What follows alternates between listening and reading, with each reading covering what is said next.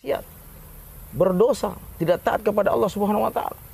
Datang laki-laki ini mengatakan ikuti para nabi ini. Dia adalah pembawa hidayah.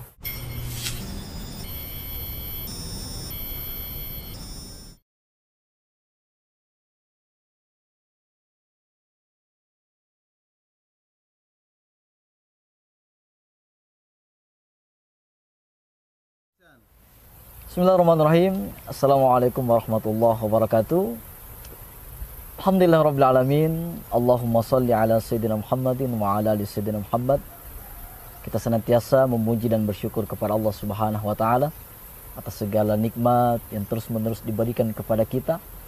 Mudah-mudahan dengan nikmat itu insyaallah kita gunakan untuk beribadah kepada Allah Subhanahu wa taala. Juga kita berselawat kepada baginda Rasulullah sallallahu alaihi wasallam, panutan kita semua, teladan kita semua. Maka marilah kita berusaha dan memohon doa kepada Allah Subhanahu wa taala untuk hanya mencontoh baginda Rasulullah sallallahu alaihi wasallam. Mudah-mudahan kita semua insyaallah kelak sama-sama masuk ke dalam surganya Allah Subhanahu wa taala. Sahabatku yang dimuliakan Allah, hari ini kami bersama dengan guru kita Ustadz Haji Abdul Syukur Ali. Ustadz, gimana kabarnya Ustadz? Alhamdulillah, baik, thayyib. Baik, khair. Alhamdulillah. Ya, jadi hari ini Ustadz kita akan bahas satu ayat di Quran surah Yasin ayat ke-20. Mungkin beberapa ayat itu yang beberapa ayat. Iya. Oh, ada beberapa ayat insyaallah. Jadi insyaallah sahabat yang dimuliakan Allah, saya akan bacakan ayatnya. Jadi Quran surah Yasin ayat ke-20. Bismillahirrahmanirrahim. وجاء من أقصى المدينة رجل يسعى قال يا قوم اتبعوا المرسلين. Datanglah dengan bergegas dari ujung kota seorang laki-laki, dia berkata, wahai kaumku, ikutilah para rasul itu. Mungkin Ustadz bisa dijelaskan makna atau tafsir dari ayat ini, Quran surah Yasin ayat ke-20 ini, Ustadz. Jadi gini Ustadz. Jadi bagaimana kita kaitkan dengan para sahabat di zaman modern ini? Jadi ada seorang lelaki yang datang ke suatu kaum. Kaum ini kerjanya hanya bermaksiat, berdosa, tidak taat kepada Allah Subhanahu wa taala. Datang laki-laki ini mengatakan ikuti para nabi ini. Dia adalah pembawa hidayah. Tetapi bagaimana keadaan sekarang ini? Kita semua itu laki-laki itu. Siapa laki-laki itu? Kameramen yang menciblat hanya bagaimana dia memosting, dia share dengan dakwah Islamiyah. Dia tulisan di Facebook kita tentang dakwah. Itulah laki-laki itu sekarang. Masya Allah. Bukan hanya laki-laki yang dimaksud tadi itu, tapi laki-laki itu sekarang semua ketika tablik akbar yang mengangkat panggung itu juga termasuk laki-laki itu. Terus siapa lagi? Kameramen menyediakan kamera, memfoto. Siapa lagi yang men-share lagi? Video-video ini kita ini yang men-share itu semua yang termasuk lelaki itu yang dimaksud dengan ayat itu di zaman sekarang itu. Nah, terus coba bisa lanjutkan lagi. Ayat ke-1 Ustaz ya? Ya, kamu. Ittabi'u man la yas'alukum ajran wa hum muhtadun. Ikutilah orang yang tidak meminta imbalan dalam berdakwah kepadamu. Mereka adalah orang-orang yang mendapat petunjuk. Artinya apa? Para nabi itu berdakwah tidak membutuhkan imbalan. Niatnya betul-betul dakwah karena Allah Subhanahu wa taala. Artinya juga kita ini berdakwah jangan mengharapkan kenikmatan dunia. Jangan kita berdakwah hanya mengharapkan tendensi dunia. Banyak sekarang berdakwah, na'udzubillah min dzalik, ketika dia berdakwah, niatnya itu bukan karena Allah Subhanahu wa taala.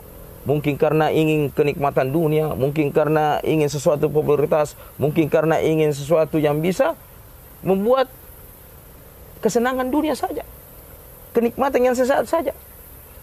Lelaki itu yang sekarang itu adalah ketika dia datang seorang lelaki yang di zaman sekarang ini mengatakan kepada sahabatnya bahwa seperti ini kata Rasulullah. Dia hanya mengkopi kata Rasulullah, mengkopi, menciblak. Dia hanya copy paste, istilahnya sekarang, copy paste. Apa yang dikatakan Rasulullah SAW, dia juga katakan kepada sahabatnya. Apa yang di Rasulullah SAW melakukannya, dia share di media sosial. Di Facebook. Dengan bahasa-bahasa yang santun, bahasa-bahasa yang lemah lembut. Nah, itulah. Dan sekali lagi, ketika kita berdakwah, ini mengajarkan kita bahwa luruskan niat kita. Karena kalau kita niat salah, maka juga salah hasilnya. Coba lanjutkan, coba. Apalagi ayat selanjutnya. Ya, ayat ke-22. وَمَا لِيَ لَا أَعْبُدُ الَّذِي فَطَرَنِي وَإِلَيْهِ تُرْجَعُونَ. Apa alasanku untuk tidak menyembah Allah yang telah menciptakanku dan hanya kepadanya lah kamu akan dikembalikan. Nah, ini artinya apa? Kita juga yang pertama kita harus ajarkan adalah tauhid. Melambangkan bahwa dakwah yang pertama adalah tauhid. Begitulah Rasulullah SAW 13 tahun di Mekah itu hanya memperbaiki akidah orang-orang Quraisy. Karena kita tahu bersama bahwa orang-orang Quraisy dulu itu menyembah berhala. Ah, ini. Jadi dakwah yang kita harus tanamkan para dai adalah akidah, yaitu tauhid. Nah, coba lanjut ayat selanjutnya. أَأَتَّخِذُ مِن دُونِهِ آلِهَةً إِن يُرِدْنِ الرَّحْمَنُ بِضُرٍّ لَّا تُغْنِ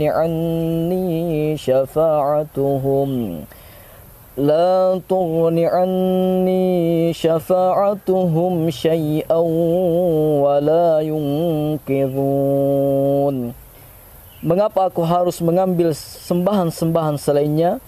Jika Allah yang Maha Pengasih menghendaki bencana terhadapku, pasti pertolongan mereka tidak berguna sama sekali bagi diriku, dan mereka juga tidak dapat menyelamatkanku. Artinya apa? Inilah menandakan bahwa ketika kita menyimpan daripada tauhid, akidah, maka jangan heran jika ada musibah yang menimpa kita. Dan sehebat apapun manusia akan menolong kita, tidak mampu lagi menolong kita. Karena apa? Ini adalah teguran bagi Allah. Ini adalah peringatan bagi Allah, bagi kita semua. Ini teguran dari Allah Subhanahu wa taala dan peringatan bagi kita manusia. Jangan sekali-kali menyekutukan Allah dengan sesuatu apapun. Sambungan ayatnya. Inni idzal lafi dhalalim mubin. Sesungguhnya aku jika berbuat begitu pasti berada dalam kesesatan yang nyata. Terus nah, itu artinya apa? Ketika kita ada kesyirikan, ada kemusyrikan, itu sudah jelas bahwa kita keluar daripada akidah Islam dan tidak ada keselamatan bagi kita di akhirat kelak. Lanjutkan. Inni amantu bi rabbikum fasma'un. Sesungguhnya aku telah beriman kepada Tuhanmu, maka dengarkanlah pengakuanku. Ketika kita ingin berdakwah, bahwa kita yang perbaiki diri kita dulu. Jangan sampai kita ini pintar mengucapkan kalamullah, qala Rasulullah sallallahu alaihi wasallam, sedangkan akhlak kita, sementara kita tidak melakukan apa yang kita ucapkan. Kita dulu yang beriman kepada Allah, kita dulu yang melakukan apa yang diperintahkan Allah dan Rasulnya, baru kita dakwakan. Jangan sampai kita berdakwah, kita tidak melakukan. Maka ini teguran bagi kita. Lanjutkan. Qila dakhulil jannah qala ya laita qaumi ya'lamun. Dikatakan kepadanya, masuklah ke surga. Dia, laki-laki itu berkata, aduhai, sekiranya kaumku mengetahui. Sambungan lagi. Bima ghafara li rabbi wa ja'alani minal mukramin.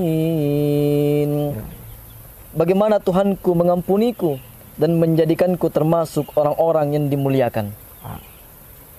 Jadi ketika kita berdakwah, pasti tidak semua orang menyenangi kita.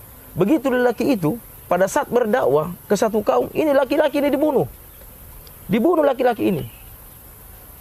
Dan kita juga ketika berdakwah, pasti tidak semua orang menyenangi kita. Terkadang kita dicibir. Kalau laki-laki ini dibunuh, kita tidak dibunuh. Kita hanya mungkin dicibir, tidak dihargai. Terkadang dia meninggalkan kita.